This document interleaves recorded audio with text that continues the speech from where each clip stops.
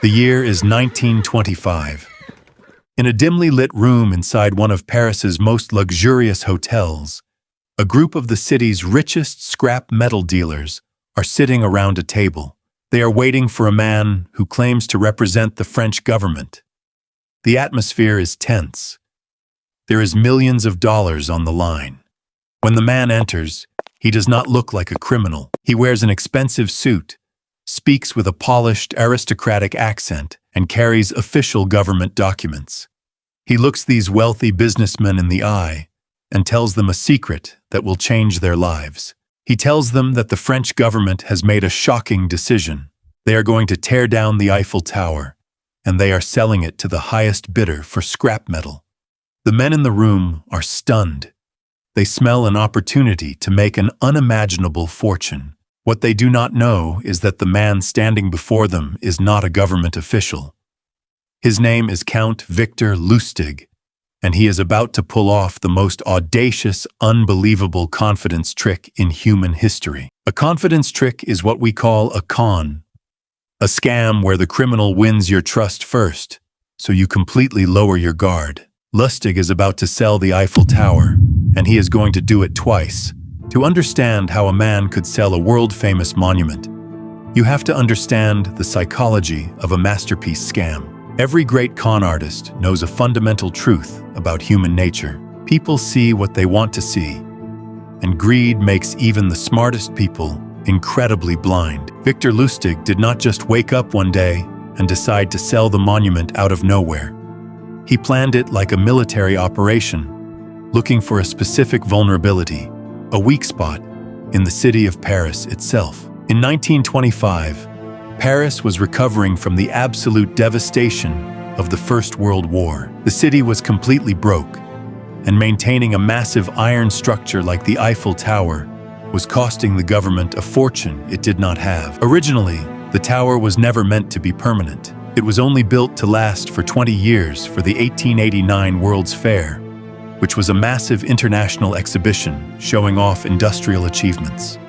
In fact, many Parisians actually hated it back then. They thought it was an ugly, towering black eyesore that completely ruined the beautiful, classic skyline of their historic city. Lustig read a small newspaper article discussing how expensive it was just to keep the tower painted, rust-free, and repaired. That short article was the spark. He realized that if the public already thought the tower was a financial burden, they would easily believe a secret story that the government wanted to get rid of it. Lustig's plan was brilliant because it was completely simple. He knew that if he approached a buyer out in the open, people would start asking questions and checking facts. The absolute key to the entire operation was extreme secrecy. He went to a top-tier printer in Paris and ordered high-quality, official-looking stationery forged with the exact stamp of the Ministry of Post and Telegraphs, which was the actual government department responsible for managing the tower. Forging means creating a fake copy that looks 100% real.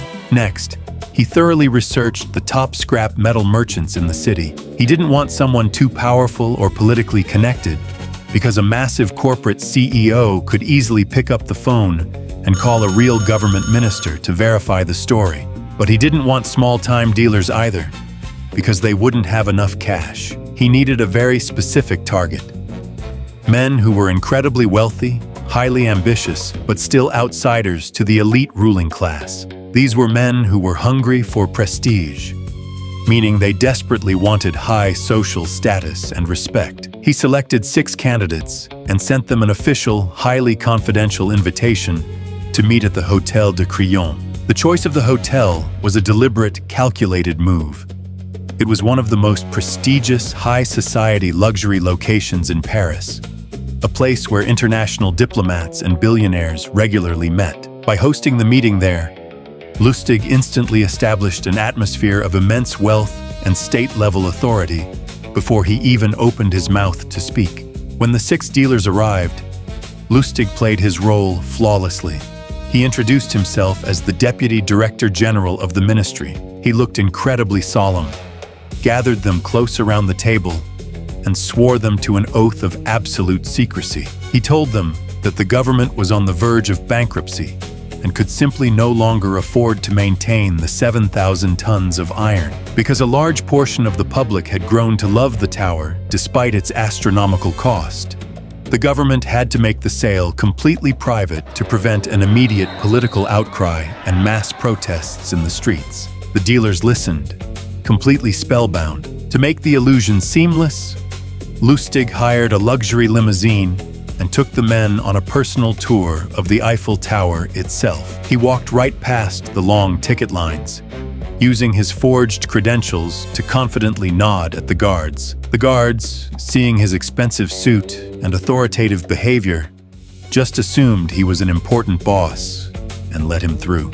He brought the dealers up into the metal structure, pointing out weak joints, chipped paint, and rusted iron, making his fake story feel intensely real and urgent.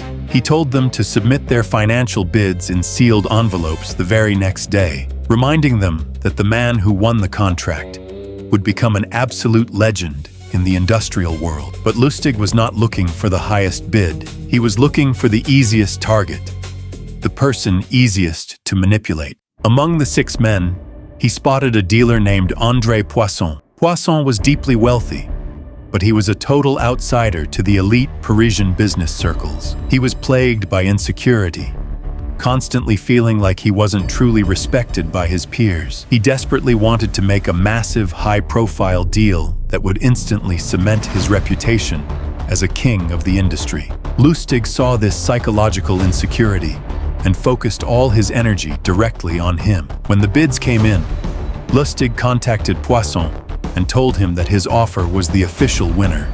But right when victory was in sight, Lustig noticed a terrifying problem. Poisson's wife was highly suspicious. She was sharp, and she wondered why a massive government contract involving a national monument was being handled so quickly, in total secret, inside a hotel room, instead of an actual official government building. She warned her husband that something was deeply wrong and that he might be walking into a trap. The entire multi-million-dollar scam was on the verge of collapsing because of one woman's sharp intuition. Lustig realized he had to change his strategy immediately to save the plan. He scheduled a private, face-to-face meeting with Poisson alone.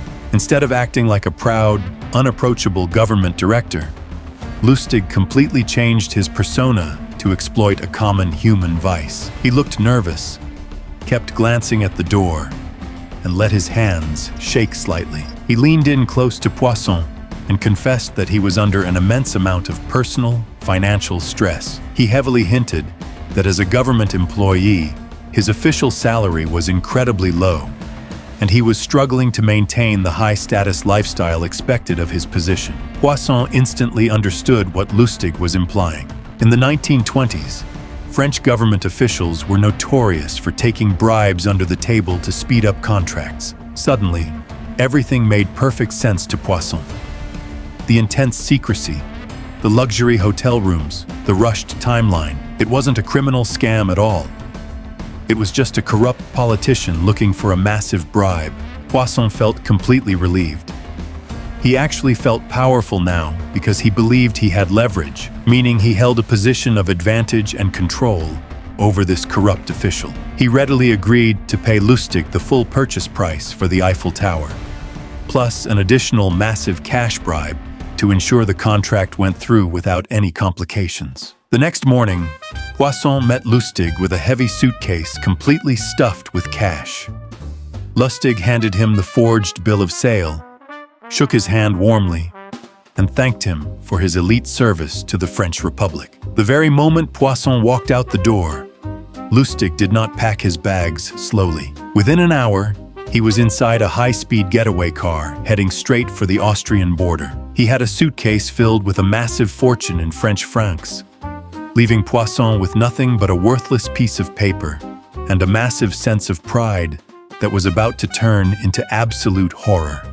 When Poisson finally went to the Eiffel Tower the following week with his construction workers, heavy trucks, and tools to begin dismantling, which means taking apart piece by piece the entire monument, the site managers looked at his fake paperwork and laughed straight in his face. Poisson realized in an instant that he had been completely ruined. But Lustig had calculated human psychology perfectly. Poisson was so deeply embarrassed, humiliated, and terrified of becoming the ultimate laughingstock of the global business world that he made a shocking choice. He never went to the police. He chose to swallow his pride, hide his massive financial loss, and keep the entire catastrophic story completely silent to protect his reputation. For months, Lustig lived like an absolute king in luxury European resorts, checking the French newspapers every single morning. He fully expected to see his face plastered on the front page as Europe's most wanted man, but there was nothing. Total, unbroken silence.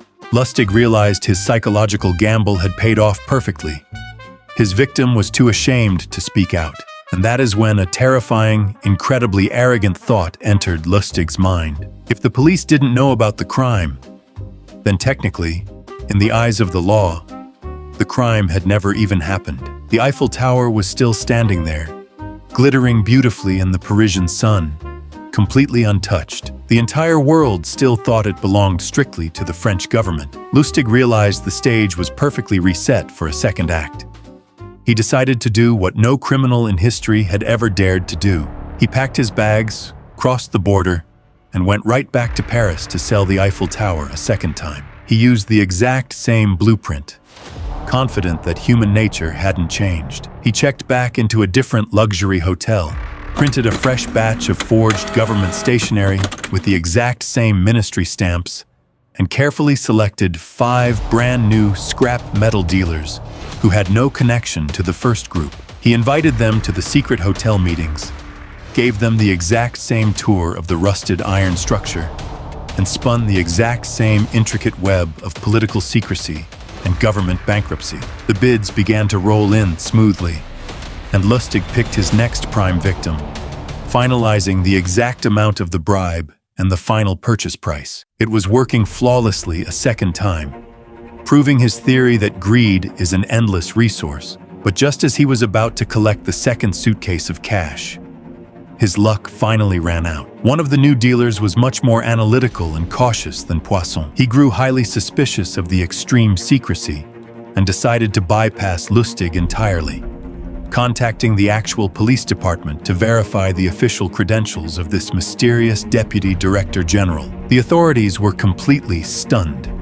They instantly realized a massive, unbelievable fraud was taking place right under their noses. Lustig's paid lookouts and informants spotted the police movement and tipped him off just in the nick of time. As armed police rushed into the luxury hotel lobby to arrest him, Lustig slipped out the back service door, boarded a train, and eventually caught a steamship fleeing across the Atlantic Ocean to America, leaving the Parisian authorities completely baffled and empty-handed. When Lustig arrived in America, he didn't stop lifestyle of crime.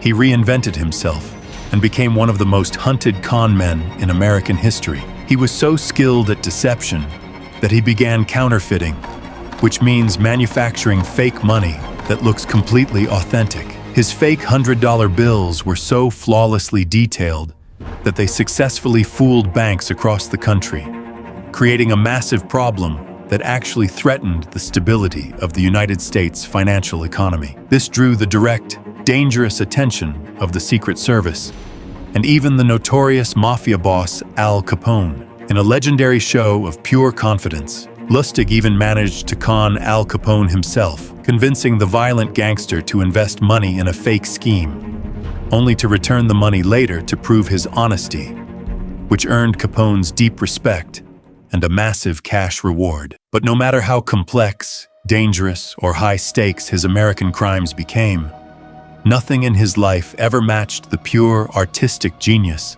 of his Parisian masterpiece. Victor Lustig understood a truth that modern psychology still studies today. The greatest illusions do not require magic tricks, high-tech equipment, or physical weapons. They only require a deep, unflinching understanding of human weakness, pride, and insecurity. He proved to the world that if you dress the part perfectly, speak with absolute unshakable authority, and feed a man's desperate hunger for greed and social status, you can convince him to buy absolutely anything, even a national monument. Lustig's luck eventually ran out permanently when he was captured by federal agents in New York and sent to spend his final days locked tightly inside the grim, isolated cells of Alcatraz prison, completely cut off from the luxury hotels, expensive suits, and glittering international cities he had conned for decades. Yet, even in that cold, gray concrete cell,